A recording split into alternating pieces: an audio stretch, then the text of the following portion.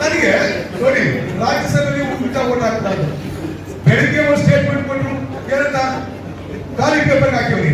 ನಾನು ಪತ್ರಿಕರ್ತರಿಗೆ ನನ್ನ ಬಂದು ಕೇಳಿದ್ರು, ನಾನು ಪತ್ರಕರ್ತರಿಗೆ ಹೇಳಿದೆ ನಾನೇನಾದ್ರೂ ಖಾಲಿ ಪೇಪರ್ಗೆ ಹಾಕಿದ್ರೆ ನಾನು ರಾಜಕೀಯ ನಿವೃತ್ತಿ ಹೊಂದಿನಿ ಅಂತ ಹಾಕಿ ಹೇಳಿದೆ. 4 ಗಂಟೆಗೆ ಒಂದು ಪೇಪರ್ಗೆ ಒಂದು ಸ್ಟೇಟ್ಮೆಂಟ್ ಕೊಟ್ಟು 2 ಪಕ್ಷಕ್ಕೆ ಓಟ್ ಹಾಕಿವ್ರಿ ಅಂತ. ತಿರ್ಗಾ 8 ಗಂಟೆಗಾರೆ ಬಿಜೆಪಿ ಓಟ್ ಹಾಕಿವ್ರಿ ಅಂತ ಈ ತರ ಸ್ಟೇಟ್ಮೆಂಟ್. ಆಮೇಲೆ ಟೋಪಿಗೆ ಹಾಕಿ ಬಿಜೆಪಿ ಓಟ್ ಹಾಕಿವ್ರಿ ಅಂತ. ನಾನು ನನ್ನ ಜೀವನದಲ್ಲಿ ಯಾವತ್ತಾರ ಒಬ್ಬರಿಗೆ ನನ್ನ ಕಾನ್ಸ್ಟಿಟ್ಯೂನ್ಸಿ ಇರ್ತಕ್ಕಂಥ ಯಾವಾಗ ಒಬ್ಬರಿಗೆ ಟೋಪಿ ಹಾಕಿದ್ರು ಒಂದೇ ಒಂದು ಸಣ್ಣ ಇದೇ ಕುಮಾರನಿಗೆ ನನಗೆ 50 ಕೋಟಿ ತಗೊಂಡ್ಬಂದ್ರು. ನನಗೆ ಆಂಬುಲೆನ್ಸ್ 50 ಕೋಟಿ ತಗೊಂಡ್ಬಂದ್ರು. ನಾನು 50 ಕೋಟಿ ಮುಟ್ಟಲ್ಲ. ಕುಮಾರಸ್ವಾಮಿಗೆ ಮೆಸೇಜ್ ಕೊಟ್ಟೆ. ಕುಮಾರಸ್ವಾಮಿ ಕರ್ಸ್ಕೊಂಡು ಮನೆಗೆ ಈ ತರ ಇದ್ದ ಒಬ್ಬ ವ್ಯಕ್ತಿಗೆ ಎಕ್ದಮ್ ನಾನು ಟೋಪಿ ಗಿರಾಕಿ ಆಗಿದೆ. 20 ವರ್ಷ ಅವ್ರ ಜೊತೆಗೆ ನಾನು ಓಪನ್ ಭಾಷಣ ಮಾಡೋದು ಹೇಳ್ತಿದ್ದೆ. ನನ್ನ ಜೀವನದಲ್ಲಿ ರಾಜಕಾರಣ ಅಂತ ಮಾಡಿದ್ರೆ ಕುಮಾರ ಜೊತೆ ಮಾಡ್ತೀನಿ ಅಂತ, ನನಗೆ ಒಂಥರ ಜಾತಿ ಅಭಿಮಾನ, ಕುಮಾರ ಜೊತೆ ಮಾಡ್ತೀನಿ ಅಂತ ಹೇಳ್ತಿದ್ದೆ. ಆದ್ರೆ ಈ ಮನುಷ್ಯನಿಗೆ 20 ವರ್ಷ ಜೊತೆ ಟೋಪಿ ಗಿರಾಕಿ ಅಂತಂದ್ರೆ ಯಾರ ಸಂದರ್ಭದಾಗ ಹೆಂಗ್ ಮಾತಾಡ್ತಾರೆ, ಯಾರು ಏನ್ ಬೇಕಾದ್ರೂ ಮಾಡ್ಬಿಡ್ತಾರಲ್ಲ ಇವರು. ಇಂಥದ್ದೇ ಮಾತ್ರ ಗೌಡ್ರು, ನಾವೆಲ್ಲ ಗೌಡಲ್ವಾ, ಮುದ್ದೆಲ್ಲ ಗೌಡಲ್ವಾ, ನಾನು ಯಾರು ಅಂತ ಅನ್ಕೊಂಡಿದ್ದೀನಿ. ನೀವೆಲ್ಲ ಇನ್ನೊಬ್ಬ ಯಾರು ಬೆಳೆಯಲೇ ಬೇಡವಾ? ಇನ್ನೊಬ್ಬ ಗೌಡ ಯಾವ ಪಕ್ಷಕ್ಕೂ ಬೆಳೆಯಲೇ ಬೇಡವಾ? ಯಾರು ಬೆಳೆಯಲೇ ಬೇಡವಾ?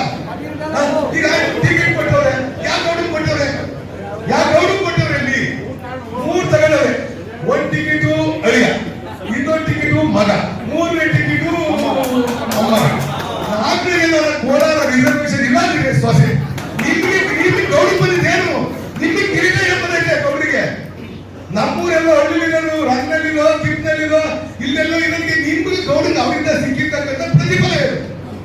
ಇವತ್ತು ಇಲ್ಲಿ ಅವನು ಒಬ್ಬ ಗೌಡನಿದ್ರೆ ಅವ್ನು ಸೋಲ್ಸು ಅಂತ ಹೇಳ್ಬಿಟ್ಟು 83 ವಯಸ್ಸಿನವ್ರಿಗೆ ಎದೋಳಕ್ಕೆ ಆಗದಿದ್ರೆ 3 ದಿವಸ ಇಲ್ಲಿ ತಿಂಗಾಡ್ಬೇಕಲ್ಲ ತಾತ. ಅವ್ರು ಮನೆಯೇ ಬದುಕ್ಬೇಕಾ? ಒಳ್ಳೆ ಬಿಡ್ರಿ. ಹಿಂದೆ ಯಾವ್ದಾರ ಒಬ್ಬ ಬಿದ್ದೆಗೆ ಕಾಲ್ಚಾಚಿ ಬಿದ್ದೆ ದುಡ್ಡು ಯಾವ್ದಾರ ಒಬ್ಬ ಗೌಡ ಕೊಟ್ಟು ಗೆಲ್ಸ್ಬೋದಾಯ್ತದ್ರಿ, ಗೆಲ್ಸ್ಬೋದಾಯ್ತಲ್ವಾ? ಇನ್ನಾರ ನೀವು ಸ್ವಾಭಿಮಾನಿಗಳಾಗಿ ಎಷ್ಟು ದಿವಸ ಅಂತ ಹೇಳ್ಬಿಟ್ಟು ಅವ್ರ ಫ್ಯಾಮಿಲಿಗೆ ನೀವು ನಮ್ಮನ್ನೆಲ್ಲ ತಾಕೋಗಿ ದಾರಿ ಹಿಡಿತೀರಾ? ಯಾರು ದಾರಿ ಹಿಡಿತೀರಾ? ಏನು ಉದ್ದೇಶ ಇಟ್ಟು ದಾರಿ ಹಿಡಿತೀರಾ ಅಂತ ಹೇಳಿ ಹೋಗಿ. ಏನಾದ್ರು ಆಗಿದ್ರೆ ಹೇಳಿ. ಒಂದು ಪಕ್ಷ ಇಟ್ಕೊಂಡವ್ರೆ, ನೀನು ಅಡ್ಗೆಗಡೆ ಇಟ್ಕೊಂಡು 10 ಎಕರೆ ಅಡ್ಗೆಗಡೆ ಇಟ್ಕೊಂಡು ಒಂದು ಪಕ್ಷ ಇಟ್ಕೊಂಡವ್ರೆ. ಆ ಪಕ್ಷ ನಾನು ಹೆಂಗೆ ನೀರು ಈಗ ಅಡ್ಗೆಗಡೆ ಟ್ರಿಪ್ ಮಾಡಿ ನೀರು ಬಿಟ್ಟು ಗೊಬ್ಬರ ಹಾಕಿ ಸಾಕ್ತಿರೋ ಅಂತ ಅವ್ರ ಪಕ್ಷ ಸಾಕ್ತಾವ. ಯಾಕೆ ಹೇಳು? ಅವ್ರು ಜೀವನ ಮಾಡೋಕ್ಕೋಸ್ಕರ, ಅವ್ರ ಫ್ಯಾಮಿಲಿ ಬದುಕೋಸ್ಕರ. ಇಷ್ಟಿದ್ರು ಕೂಡ ನೀವು ನಂಬ್ತೀರಾ ಅಂದ್ರೆ ಇಂದ ನೀವೇನೂ ಹೇಳಕ್ಕಾಗಲ್ಲ. ಇನ್ಯಾವ ತಂದ್ರೆ ನಿಮ್ಗೆ ಹೇಳಕ್ಕಾಗಲ್ಲ. ಇನ್ನಾರ ನೀವು ಬದಲಾವಣೆ ಮಾಡ್ಕೊಂಡಿಲ್ಲ ಅಂದ್ರೆ ದೇವರನ್ನು ನಿಮ್ಗೆ ಆಗಿರೋದು ಅಂತ ಹೇಳ್ರಿ. ಈ ಸಮಾಜಕ್ಕೆ ಆಗಿರ್ತಕ್ಕಂಥ ಶಿವಣ್ಣ ಸಮಾಜಕ್ಕೆ ಅವರಿಂದ ಆಗಿರ್ತಕ್ಕಂಥ ಒಂದಾರ ಹೇಳ್ರಿ. ಅದ್ರೊಳಗೆ ಜಯಚಂದ್ರ ಸೋಸಕ್ಕೆ ಹೋಗ್ತಾರೆ. ಅಣೆಪಟ್ಟೆ ಕಟ್ಕೊಂಡು ಪಾಪ ಅದೆಲ್ಲ ವಯಸ್ಸಾಗಿ ಹಚ್ಕಟ್ಟೆ ಕಟ್ಟಿದ್ರೆ ಅದನ್ನು ಸೋಸಕ್ಕೆ ಹೋಗ್ತಾರೆ. ಇಲ್ಲೆಲ್ಲೋ ಇವ್ರು ನಿಂತ್ಕೊಂಡು ಇವರು ಸೋಸಕ್ಕೆ ಹೋಗ್ತಾರೆ. ನಾನು ನಿಂತ್ಕೊಂಡು ನನ್ನೂ ಸೋಸಕ್ಕೆ ಹೋಗ್ತಾರೆ. ಅದನ್ನ ತಗೊಂಡು ನನ್ನ ಕಾನ್ಸ್ಟಿಟ್ಯೂನ್ಸಿ ಸರಿ ಕೊಟ್ಟರೆ ಚೆನ್ನಾಗಿ ಕೈ ಕೊಟ್ಟರು. ಆದ್ರೆ ನಾನು ಅವ್ರಿಗಿಂತ ಕಿಲಾಡಿ ಮಾಡ್ತಿಲ್ಲ. ನಮ್ಮ ಅಭಿಪ್ರಾಯ ನಾನು ಎಲ್ಲಿ ತಗ ಹಚ್ಚಿ ಹಾಕಿ ಅಲ್ಲಿ ತಗ ಗೆದ್ದಲೇ ಇರ್ತೀನಿ. ಈ ಗೌಡ ಈ ಗಣೇಶ ಹೋರಾಟ ಮಾಡ್ತಾರೋ ಮಾಡಿ ನನಗೆ ಗೊತ್ತಿದೆ, ನನಗೆ ಗೆಲ್ಬೇಕು ಅಂತ ಗೊತ್ತಿದೆ, ನನಗೆ ಗೆಲ್ತಾ ಇರ್ತೀನಿ. ಆದ್ರೆ ನೀವು ಕೂಡ ಒಂದು ಸ್ವಲ್ಪ ಎಚ್ಚರಿಕೆ ವಹಿಸ್ಕೊಳ್ಳಿ. ನಮ್ಮದು ನಾವು ಕಲ್ತ್ಕೊಳ್ಳಿ. ನಾನು ಆಗ್ಲೇ ಇಲ್ಲಲ್ಲ, ನೀವು ಮಾಂಸ ತುಂಡಾಕ್ಬೇಡಿ. ನೀವು ಕೂಡ ಇದಾಗಿ ಪಾಯಸ ಒಬ್ರಿಗೊಬ್ರು ನೀವೇ ಫೋನ್ ಹಾಕೊಂಡು ನೀವೇ ಮಾಡ್ಕೊಂಡು ನೀವೇ ಸರಿಯಾಗ್ತಕ್ಕಂಥ ಮಾಡ್ಕೊಳ್ಳಿ. ನೀವು ನೋಡಿ ವೀಕ್ಷಕ ಒಬ್ರಿಗೊಬ್ರು ಎದುರು ಮಾತಾಡ್ತಾರ. 1 ಗಂಟೆವರೆಗೆ ಈ ಕಡೆಯಿಂದ ಆ ಕಡೆ ಬಂದಿಸ್ತಾರೆ, ಆ ಕಡೆಯಿಂದ ಈ ಕಡೆ ಯಾರು ಬೇಕಾದ್ರೂ ಕಾಗೆ ಕೂಬೆ ಮಾಡ್ತಾರೆ, ಕೂಬೆ ಕಾಗೆ ಮಾಡ್ತಾರೆ. ನಿಮ್ಗೆ ಯಾಕೆ ಇರ್ಬಾರ್ದು ಆ ಬುದ್ಧಿ? ನೀವು ಕೂಡ ಮುಂದಿನ ದಿನಗಳಲ್ಲಿ ಕಲ್ತ್ಕೊಳ್ಳಿ, ಅಟ್ಲೀಸ್ಟ್ ಕಲ್ತ್ಕೊಳ್ಳಿ. ನೀವು ಈ ಒಂದು ಬುದ್ಧನ ಗೆಲುವು ಸೋಲು, ಕಾಂಗ್ರೆಸ್ ಪಕ್ಷದ ಗೆಲುವು ಸೋಲು ನಿಮ್ ಕೈ ಮಾತ್ರ ಇರ್ತಕ್ಕಂಥದ್ದು. ನೀವು 60% ವೋಟ್ ಆಗಿದ್ರು ಕೂಡ 2 ಲಕ್ಷ ನೀಡಿರುತ್ತದೆ. 2 ಲಕ್ಷ ನೀಡೋದು ಗೆಲ್ಲಿಲ್ಲ ಅಂತ ಕೇಳಿ ಎಲ್ಲ ವರ್ಗದ ಜನ, ಬಡವರ್ಗದ ಜನ ವೋಟ್ ಹಾಕ್ಲಿಕ್ಕೆ ರೆಡಿಯವ್ರಿ. ನಾನು 6 ಪಂಚಾಯತ್ ಮಾಡಿದ್ರೆ ಊರಿಗೆ ಪ್ರತಿ ಊರಿಗೂ ಹೋಗಿದ್ದೀನಿ. ಒಂದು ಊರು ಹೋಗ್ದಂಗೆ ಹೋಗಿದ್ದೀನಿ. ಎಷ್ಟು ಪ್ರೀತಿ ಮಾಡ್ತಾರೆ ಬಡವರು ಅಂತಂದ್ರೆ ನಾವು ಸರ್ಕಾರ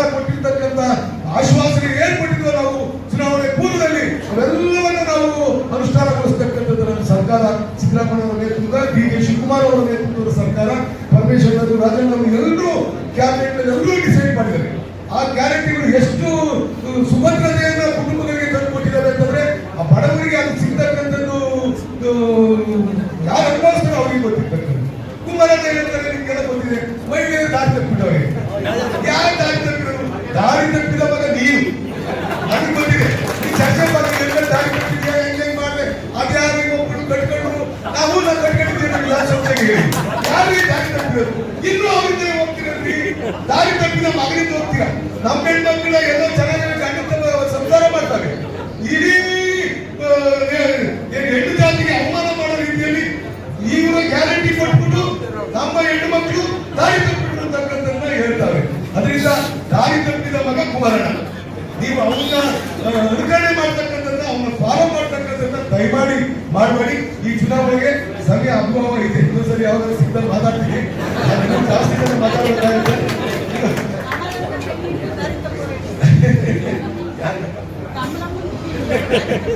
ಆಯ್ತು, ದಾರಿ ತಪ್ಪಿದ ವಿಚಾರ ಇನ್ನೂ ಅಷ್ಟಾಂಗವೇ. ನನಗೆ ಅವ್ರು ಯಾಕೆ ಪಕ್ಷ ಬಿಟ್ಟಿರೋದು ಹೇಳಿದ್ರೆ ಒಂದೇ ಒಂದು ಹೇಳ್ಬಿಟ್ರೆ ನೀವು ನಮ್ಮ ಅಭಿಪ್ರಾಯ ಅವ್ರಿಗೆ ಒಳ್ಳಕ್ಕಲ್ಲ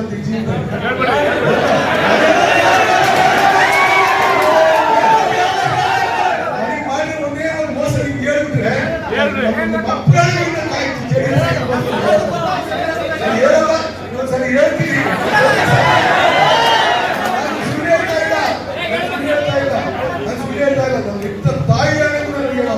ಮೋಸ ಹೇಳಿದ್ರೆ ನೀವು ಜೀವನದಲ್ಲಿ ಗೌಡ ಅಂತ ಇರ್ಬೋದು.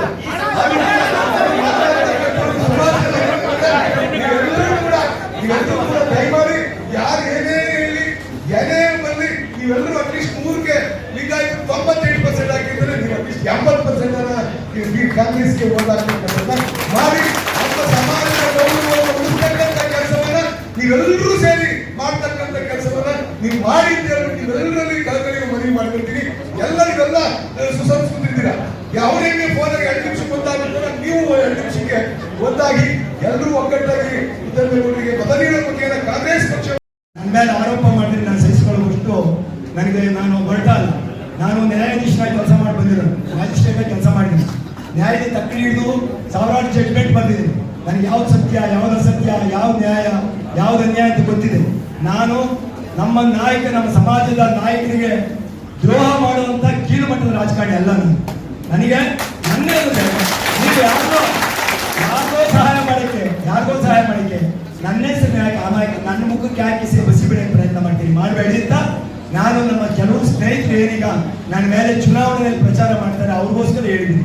ದಯಮಾಡಿ ಬಂಧುಗಳೇ, ನಾನು ಇಷ್ಟೇ ಹೇಳೋದು, ನನಗೆ ನಮ್ಮ ಜಿಲ್ಲೆಯಲ್ಲಿ ನೀವು ಅತ್ಯಂತ ಪ್ರಭಾವಶಾಲಿಯಾಗಿ ನಮ್ಮ ಕೆಲವು ಬಹಳಷ್ಟು ಭಾಗಗಳಲ್ಲಿ ನಿಮ್ದು ಶಕ್ತಿ ಇದೆ. ನಾನು ಒಂದು ಹೇಳ್ತೀನಿ, ನೀವು ಒಗ್ಗಟ್ಟಾಗಿ ಏನ್ ತೀರ್ಮಾನ ಮಾಡ್ತೀರಿ ಆ ತೀರ್ಮಾನದಂತೆ ಇವತ್ತು ಚುನಾವಣೆ ಫಲಿತಾಂಶ ನಿಂತಿದೆ. ಏನ್ ತೀರ್ಮಾನ ಮಾಡ್ತೀರಿ ಆ ತೀರ್ಮಾನದಂತೆ ನಿಮ್ಮ ಈ ಚುನಾವಣಾ ಫಲಿತಾಂಶ ನಿಂತಿದೆ. ನಾನು ಕೈ ಮುಗಿದು ಕಳಕಳಿನ ಪ್ರಾರ್ಥನೆ ಮಾಡ್ತೀನಿ. ಈ ಸಮಾಜದ ಗೌರವನ ಯಾವತ್ತೂ ಕಳೆದಿಲ್ಲ. ಈ ಸಮಾಜ ತಲೆ ತಗ್ಸಲಿಕ್ಕೆ ನಾನು ಯಾವತ್ತೂ ನಡ್ಕೊಂಡಿಲ್ಲ. ಲೋಕಸಭೆಯಲ್ಲಿ ಜಿಲ್ಲೆನಲ್ಲಿ ನಾನು ನಿಮಗೆ ಗೌರವಯುತವಾಗಿ ನಾನು ನಡ್ಕೊಂಡಿದ್ದೀನಿ. ನಾನು ಇನ್ನೊಂದು ಬಹಳ ಸ್ಪಷ್ಟವಾಗಿ ಹೇಳ್ತೀನಿ, ದಯಮಾಡಿ ಯಾವುದೇ ಸಣ್ಣ ಪುಟ್ಟ ಇದಕ್ಕೆ ನನ್ನ ಮೇಲೆ ಏನೋ ಒಂದು ಇದು ಮಾಡಕ್ ಹೋಗಿ ತಪ್ಪುಗಳು ಆದ್ರೆ ಅದಕ್ಕೆ ಬಹಳ ದೊಡ್ಡ ಒಂದು ಇದು ತೊಂದರೆ ಆಗ್ತದೆ ನನಗೆ. ಅದರಿಂದ ತಾವೆಲ್ಲರೂ ಕೂಡ ಏನೋ ಸಣ್ಣ ಪುಟ್ಟದಲ್ಲಿ ನಿಮ್ಗೆ ಯಾವ್ದಾದ್ರು ಭಿನ್ನಾಭಿಪ್ರಾಯಗಳು ಬಂದು ಅದು ಇದು ಏನಾದ್ರು ನಿಮ್ಮ ಮನಸ್ಸಿಗೆ ನೋವಾಗಿದ್ರೆ ದಯಮಾಡಿ ಕ್ಷಮೆ ಇರಲಿ. ತಾವೆಲ್ಲರೂ ಕೂಡ ಅದನ್ನ ಹೊಟ್ಟೆಗೆ ಹಾಕೊಂಡು ನನಗೊಂದು ಅವಕಾಶವನ್ನು ಕೊಟ್ಟರೆ ಮುಂದಿನ ಲೋಕಸಭೆಯಲ್ಲಿ ನಾನು ಅತ್ಯಂತ ಸಮರ್ಥನಾದ, ಅತ್ಯಂತ ನಿಮ್ಗೆ ಯಶಸ್ವಿಯಾಗಿ ಈ ಜಿಲ್ಲೆಯನ್ನ ನಾನು ಲೋಕಸಭೆಯಲ್ಲಿ ಪ್ರತಿನಿಧಿಸ್ತೀನಿ. ಜಿಲ್ಲೆಯ ಅಭಿವೃದ್ಧಿ ಬಗ್ಗೆ ನಾನು ಕೆಲಸ ಮಾಡ್ತೀನಿ. ದಯಮಾಡಿ ತಾವೆಲ್ಲರೂ ಕೂಡ ಒಗ್ಗಟ್ಟಾಗಿ ನನ್ನನ್ನು ಕೈ ಹಿಡಿಬೇಕು. ಈ ಚುನಾವಣೆ ಅತ್ಯಂತ ಪ್ರಮುಖವಾದಂತಹ ಚುನಾವಣೆ. ನಾನು ಎಲ್ಲರೂ ಕೂಡ ಇದ್ದಾರೆ, ಎಲ್ಲ ಸಮಾಜದಲ್ಲಿ ಕೂಡ ನಾನು ಲೋಕಸಭೆಯಲ್ಲಿ ಮತ್ತೆ ತುಮಕೂರಿನಲ್ಲಿ ಅಭಿವೃದ್ಧಿ ಮತ್ತೆ ಈ ಸಮಾಜದ ಕಟ್ಟ ಕಡೆಯ ವ್ಯಕ್ತಿ ಕೂಡ ನೇರವಾಗಿ ತನ್ನ ಹಳೇ ಫೋನು ಒಂದು ನಂಬರೇ ಕಾಣೋದಿಲ್ಲ, ಅದರಲ್ಲಿ ನೋಡಿದ್ರು ಕೂಡ ನನ್ನನ್ನು ನೇರವಾಗಿ ಮಾತಾಡ್ಬೋದು. ನನ್ನ ಜೊತೆಯಲ್ಲಿ ನಾನು ಸಂಪೂರ್ಣ ಸ್ವಾತಂತ್ರ್ಯವನ್ನ ಈ ಕ್ಷೇತ್ರದ ಜನರಿಗೆ ಕೊಟ್ಟಿದ್ದೀನಿ. ಯಾವ ಮೂಲೆಯಿಂದ ಇರ್ಬೋದು, ನೀವು ಎಲ್ಲಿಂದ ಬೇಕಾದ್ರೂ ಆ ರೀತಿ ನನ್ನನ್ನು ಯಾವತ್ತು ಬೇಕಾದ್ರೂ ಭೇಟಿ ಮಾಡ್ಬೋದು, ಎಲ್ಲಿ ಬೇಕಾದ್ರೂ ಭೇಟಿ ಮಾಡ್ಬೋದು. ನಾನು ಅವರ ಕಾಗದನ ರುಜು ಮಾಡ್ಕೊಡಕ್ಕೆ ನಾನೇ ಕಾಯ್ಕೊಂಡು ನಿಂತಿದ್ದು ರುಜು ಮಾಡ್ಕೊಟ್ಟಿದ್ದೀನಿ. ಅವ್ರು ಬರಲಿಲ್ಲ, ನಾನೇ ಕಾದಿದ್ದು ರುಜು ಮಾಡ್ಕೊಟ್ಟಿದ್ದೀನಿ. ಅವ್ರ ಕಾಗದಕ್ಕೆ ಅವರೇ ಬಂದು ನಮ್ಮ ಹತ್ರ ಕಾಯ್ಕೋಬೇಕಾಗಿಲ್ಲ, ಆ ತರ ಕೆಲಸ ಮಾಡಿದ್ದೀನಿ. ನನಗೆ 19ರಲ್ಲಿ ನಿಲ್ಲಕ್ಕೆ ಅವಕಾಶ ಆಗಲಿಲ್ಲ. ನಾನು ಕ್ರಿಯಾಶೀಲ ಸಂಸದನಾಗಿಯೂ ಕೂಡ ನಿಲ್ಲಕ್ಕೆ ಆಗಲೇ ಇರತಕ್ಕಂಥದ್ದು ಒಂದು ದುರಂತ ಆಗಬೇಕು. ಏನಪ್ಪ, ನಮ್ಮ ಈ ಕ್ಷೇತ್ರಕ್ಕೆ ಮಾಜಿ ಪ್ರಧಾನಮಂತ್ರಿಗಳಾದಂಥ ಸನ್ಮಾನ್ಯ ದೇವೇಗೌಡರು ಸಾಹೇಬರು ಬಂದರು. ನಾನು ನಿಮ್ಗೆಲ್ಲ ಗೊತ್ತಿದೆ, ಮಧುಗಿರಿ ತಾಲೂಕಲ್ಲಿ ಬಹಳ ಜನ ಬಂದಿದ್ದೀನಿ. ಡಾಕ್ಟರ್ ಪರಮೇಶ್ವರ್ ಅವರಿದ್ರು, ಮಾನ್ಯ ರಾಜಣ್ಣ ಅವರಿದ್ರು, ಮಾನ್ಯ ಜಯಚಂದ್ರ ಅವರಿದ್ರು, ಸ್ವತಃ ದೇವೇಗೌಡ ಸಾಹೇಬರಿದ್ರು, ವೇದಿಕೆ ಮೇಲೆ ಸಿದ್ದರಾಮಯ್ಯನವರಿದ್ರು. ನಾನು ಅತ್ಯಂತ ಭಾವುಕನಾಗಿ ನಾನು ಅಲ್ಲಿ ಮನವಿ ಮಾಡಿದೆ. ನನಗೆ ಕರೆದಿರಲಿಲ್ಲ, ಆದ್ರೂ ಹೋಗಿದ್ದೇನೆ. ಯಾಕೆಂದ್ರೆ ನಾನು ಕರೆದಿಲ್ಲ ಅಂತ ಹೇಳಿದ್ರೆ ಅದು ತಪ್ಪಾಗುತ್ತೆ, ಅವ್ರ ಮೇಲೆ ತೊಂದರೆ ಆಗುತ್ತೆ ಅಂತ ಹೋಗಿ ಸಿದ್ದರಾಮಯ್ಯ ಹೇಳಿದ್ರು, ನೀವು ಬರ್ಬೇಕಪ್ಪ. ಪರಮೇಶ್ವರ್ ಸಾಹೇಬ್ ಹೇಳಿದ್ರಿಲ್ಲ, ನೀವು ಬಂದು ಅಲ್ಲಿ ಮಾತಾಡಬೇಕು ಹಾಗೆ ಅಂತ. ನಾನು ಹೇಳಿದೆ, ಭಾವನಾತ್ಮಕವಾಗಿ ಹೇಳಿ, ಭಾವುಕತೆಯಿಂದ ಹೇಳಿದೆ. ನಾನು ನನ್ನ ಸ್ಥಾನ ಒಬ್ಬ ಮಾಜಿ ಪ್ರಧಾನಮಂತ್ರಿಗೆ ಬಿಟ್ಕೊಟ್ಟಿದ್ದೀನಿ ಅನ್ನೋದು ಒಂದು ನನಗೆ ಸಂತೋಷ ಇದೆ, ನೆಮ್ಮದಿ ಇದೆ, ಸಂತೃಪ್ತಿ ಇದೆ. ನೀವು ಅವರಿಗೆ ಯಾವುದೇ ಕಾರಣಕ್ಕೂ ತೊಂದರೆ ಆಗ್ಬೋದು. ಅವರು ಈ ಜಿಲ್ಲೆಯನ್ನ ಪ್ರತಿನಿಧಿಸತಕ್ಕಂಥದ್ದು ನಮ್ಮ ಹೆಮ್ಮೆ. ಸನ್ಮಾನ್ಯ ದೇವೇಗೌಡರು ನಮ್ಮ ಪ್ರೈಡ್, ನಮ್ಮ ಹೆಮ್ಮೆ. ಅವ್ರು ಗೆಲ್ಲಬೇಕು ಅಂತ ನಮ್ಮ ಮಾತನ್ನ ಮಧುಗಿರಿನಲ್ಲಿ ತುಂಗೋಟಿ ರಾಮಣ್ಣ ನಿಮಿತ್ರು ಅವರೇನಾದ್ರು ಜಾಸ್ತಿ ಮಾತಾಡ್ತಾ ಇದ್ರೆ ಒಂದು ಸ್ವಲ್ಪ ಕಡಿಮೆ ಮಾಡಿ ಅಂತ ಬಟ್ಟೆ ಹೇಳಿದ್ರು. ತುಂಗೋಟಿ ರಾಮಣ್ಣ ಜಾಸ್ತಿ ಆಗೋಯ್ತು ನಿಮ್ಮ ಭಾಷಣ, ಸ್ವಲ್ಪ ಕಡಿಮೆ ಮಾಡಿ ಅಂತ ಹೇಳಿ ಇವತ್ತು ರಾಮಣ್ಣ ಹೇಳಿದ್ವಿ. ನಾನು ಮಾತಾಡಿದ್ವಿ. ಅಲ್ಲಿಂದ ನೆಕ್ಸ್ಟ್ ಪರಮೇಶ್ವರ್ ಸಾಹೇಬರು ಮತ್ತೆ ಸುಧಾಕರ್ ಲಾಲ್ ಒಂದೇ ವೇದಿಕೆಯಲ್ಲಿ ಕೋಲಾರದಲ್ಲಿ ಬಂದಿದ್ದೀರಿ.